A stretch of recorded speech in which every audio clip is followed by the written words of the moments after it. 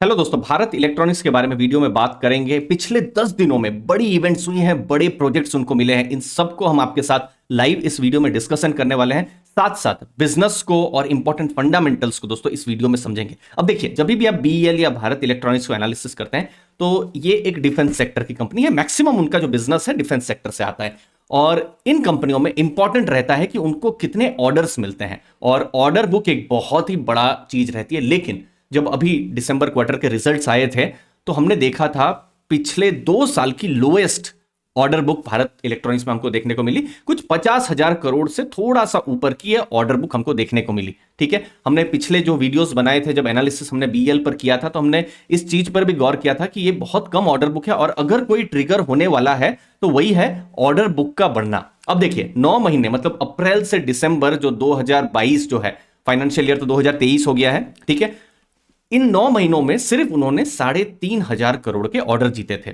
ठीक है, जो कि भारत इलेक्ट्रॉनिक्स के हिसाब से ऑर्डर बुक बहुत नए ऑर्डर्स जो है, इनफैक्ट बहुत ज्यादा नहीं कहे जाएंगे। लेकिन पिछले 10 दिनों में चीजें चेंज हुई हैं जिनको हम वीडियो में आपके साथ लाइव डिस्कशन करेंगे। ठीक है, जैसे यहां पर बीईएल का ये कुछ लेटेस्ट डेटा है, 30 मार्च का, बिल्कुल लेटेस्ट है, मतलब साल खत्म हो रहा है, 30 मार्च का भारत इलेक्ट्रॉनिक्स की तरफ से ये लाइव मैं आपके सामने दिखा रहा हूं, जहां पर उन्होंने लगभग 2696 करोड़, 2700 करोड़ के आसपास के उन्होंने जो ऑर्डर्स हैं, जो नेवी है, फिर इंडियन आर्म फोर्सेस में इंडियन आर्मी है, उनके साथ उन्होंने ये ऑर्डर साइन किए हैं। फिर 30 मार्च को ही देखिए, एक और उनकी तरफ से फाइनल एक प्रेस रिलीज आती है जहां पर उन्होंने 5,498 करोड़, मतलब 5,500 करोड़ के आसपास का ऑर्डर्स उनको मिले हैं। मतलब मिनिस्ट्री ऑफ डिफेंस ने 10 कॉन्ट्रैक्ट्स अलग अलग, जो इंडियन आर्म फोर्सेस हैं, मतलब जो भारत के जो एयरफोर्स है, आर्मी है, नेवी के अलग अलग जो इलेक्ट्रॉनिक्स से रिलेटेड, कम्युनिकेशन से रिलेटेड जो प्रोजेक्ट्स हैं, उनको यहां पर मिले हैं। ये एक दिन में इतना प्रोजेक्ट्स मिले हैं। फिर देखिए, एक और डेटा है, ये 24 मार्च का डेटा है। ठीक है, 24 मार्च को अगर आप देखेंगे, 4,300 करोड़ के ऑर्डर्स उनको मिले हैं और ये भारत की जो आर्मी है और नेवी है उनकी तरफ से ये ऑर्डर उनको मिले हैं। अलग अलग जो भी इलेक्ट्रॉनिक के जो प्रोजेक्ट्स हैं वो उनको मिले हुए हैं।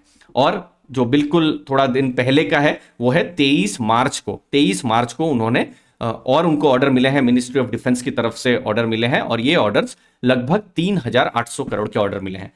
मुझे एक तरीके से अपने कॉलेज के दिन याद आते हैं जहां पर हम शायद पूरा साल कुछ पढ़ाई इतना नहीं करते थे, लेकिन पिछले 3-4 दिनों में, मतलब एग्जाम से 3-4 दिन पहले हम लोग सब पढ़ाई कर लेते थे और फिर ठीक ठाक पास भी हो जाते थे।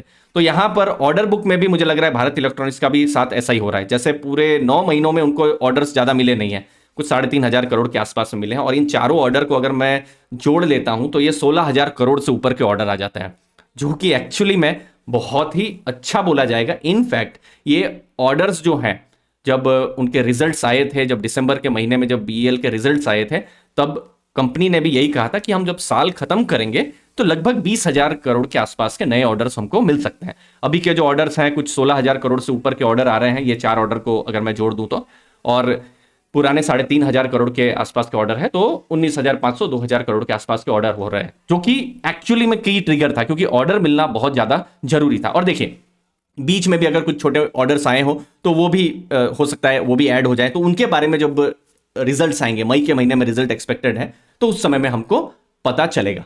अब हम इंपॉर्टेंट फाइनेंशियल्स और फंडामेंटल्स डिस्कस करते हैं। लेकिन आप हमारा स्टॉक सिलेक्शन मास्टरी कोर्स भी एक्सप्लोर कर सकते हैं। डिस्क्रिप्शन बॉक्स में हमने लिंक दी हुई है। अगर आप बिगिनर हैं, मार्केट में डायरेक्शन समझना चाहते हैं और जो 2020-21 में जो गलतियां हुई हैं उनको नहीं दोहराना चाहते हैं, तो आपको एक कोर्स हेल्प कर सकता है। कीमत सिर्फ 495 रुपीज की है और यहां पर आपको एक लॉन्ग टर्म स्टॉक चेकलिस्ट और खुद का इन्वेस्टमेंट फ्रेमवर्क बनाने में कोर्स आपको हेल्प कर सकता है। बीईएल का करंट प्राइस अगर आप देखेंगे, फिलहाल 91-92 रुपीज के आसपास में है। मार्केट कैप बहुत ही इंपॉर्टेंट है, इस पर मेरा हमेशा फोकस रहता है। लगभग 67,000 करोड़ के आसपास में, मतलब बीईएल एक लार्ज कैप की कंपनी है। ठीक है, ये बहुत ही इंपॉर्टेंट हो जाता है, लार्ज कैप कंपनी ये है। पी रेशियो क्या है? 24.3 का पी रेशियो है। अब ये पी रेशियो हम कैसे बाहर करते हैं? जैसे यहां पर जो मार्केट कैप है 66,921 करोड़, ठीक है, ये यहां पर आप देख सकते हैं, ये एम कैप है, कंपनी का मार्केट कैप है, और फिर कंपनी ने कितना प्रॉफिट किया हुआ है, ये जो स्क्रीनर में जो डेटा दिखा रहा है ये टीटीएम मतलब पिछले 12 महीनों का ये डेटा होता है। प्रॉफिट उन्होंने कितना किया हुआ है, 2757 करोड़ का किया हुआ है। तो ये जितने भी नंबर्स हैं करोड़ में है, ठीक है। तो जब हम डिवाइड करेंगे इसको तो हमको क्या मिलेगा, पीई रेशियो मिलेगा। तो पीई रेशियो कितना दिखा रहा है, 24.27 दिखा रहा है, और यहां पर आपको भी कितना दिखा रहा है, 24.27 मतलब 24.3, यहां पर भी आप देखेंगे ये 24.3 ही दिखा रहा है। अब इसका मतलब है कि अगर 1 रुपया प्रॉफिट बीईएल कर रही है तो मार्केट 24 टाइम उनको वैल्यूएशन देने के लिए रेडी है।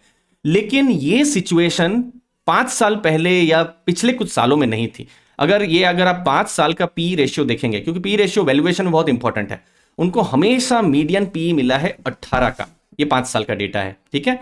अगर आप 10 साल का डेटा देखेंगे तो आपको देखने को मिलेगा कि ये उनको 20 का प्राइस टू अर्निंग वैल्यूएशन मिला है। लेकिन अभी क्या प्राइस टू अर्निंग वैल्यूएशन है, अपने हिस्टोरिकल लेवल से, ये देखिए उनके एवरेज लेवल से बिल्कुल ऊपर आपको पी रेशियो देखने को मिल रहा है।